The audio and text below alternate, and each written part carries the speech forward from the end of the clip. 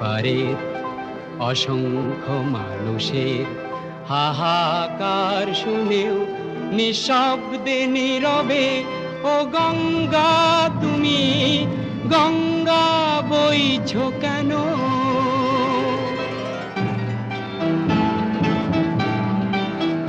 বিস্তীর্ণ দুপারের অসংখ্য মানুষের হাহাকার শুনেও নিঃশব্দে নীরবে ও গঙ্গা তুমি গঙ্গা বইছো কেন?